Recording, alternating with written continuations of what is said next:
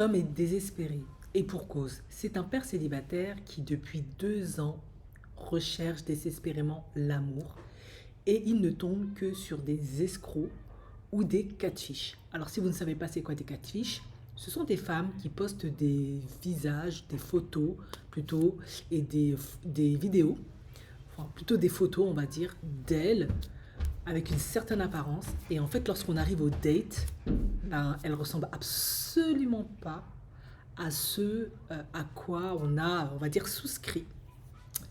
Lui, en l'occurrence, il avait bien accroché avec une femme, également mère célibataire. Il matchait super bien parce qu'ils faisaient tous les deux face à de nombreux défis de pères, de parents célibataires et de mères célibataires. Et du coup, ils échangeaient bien, ça se passait super bien.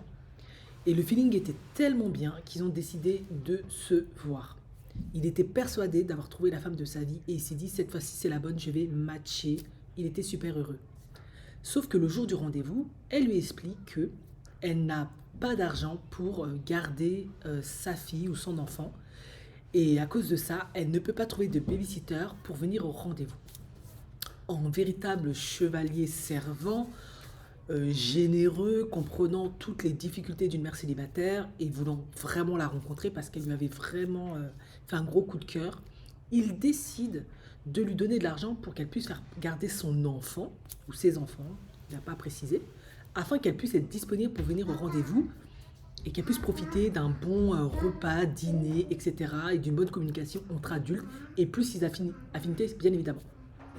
Sauf qu'au moment où il lui envoie l'argent, il met sa veste, il regarde son téléphone pour voir où elle en est.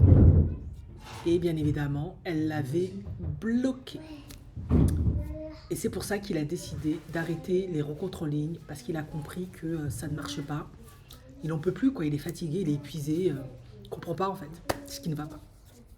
Alors, effectivement, dans les rencontres en ligne, je ne le dirai jamais assez, il faut faire attention. On peut tomber vraiment sur des personnes qui sont dérangées, qui ne sont pas là pour les bonnes raisons, qui peuvent se prêter à une romance. Et en fait, l'objectif, c'était de vous escroquer, d'abuser de vous, de profiter de vous, de votre vulnérabilité et votre désir profond de se mettre en relation, d'être aimé, etc. Par conséquent, déjà, une des règles primordiales, lorsqu'une personne, homme comme femme, vous demande de l'argent, il fait automatiquement dire non, à plus forte raison si vous ne l'avez jamais rencontrée. Et même si vous avez eu une ou deux, trois rendez-vous avec elle, il ne faut pas lui donner d'argent. Je ne vois absolument pas pourquoi vous devriez donner de l'argent à une personne que vous venez de rencontrer, que vous ne connaissez même pas depuis une année, 2 ans, il n'y a pas de relation établie, je ne vois vraiment pas le truc. Enfin bref, ça c'est déjà une des règles auxquelles il n'a pas du tout... En tout cas, c'est une des règles qu'il n'a pas respectées. Déjà ça. Ensuite, les applications de rencontre, ça marche. Mais après, il y a certaines personnes, elles ont plus de chance. Elles ont parfois une meilleure stratégie. Voilà, hein. Lui, je trouve qu'il a été pertinent dans sa recherche. Il a daté des mères célibataires parce que lui-même c'est un père célibataire, donc jusque-là, voilà. Sauf qu'à un moment donné, quand ça ne marche pas, vraiment, hein, il faut peut-être envisager, hein, ne pas se désespérer. Mais en tant que père célibataire, mère célibataire, c'est difficile d'avoir des activités à côté, c'est vrai. Dans ce cas-là, le mieux, si on ne peut pas avoir des activités, rencontrer du monde, etc., c'est de s'inscrire dans une agence de rencontre.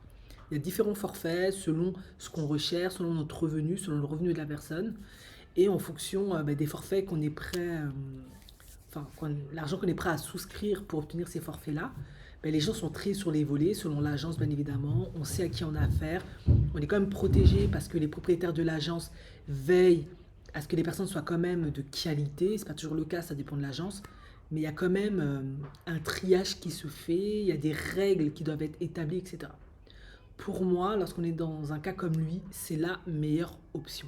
Il n'y a absolument pas de honte à aller dans des agences matrimoniales. Ça existe. C'est pas par hasard parce que certaines personnes, bah, elles préfèrent ce qui est traditionnel.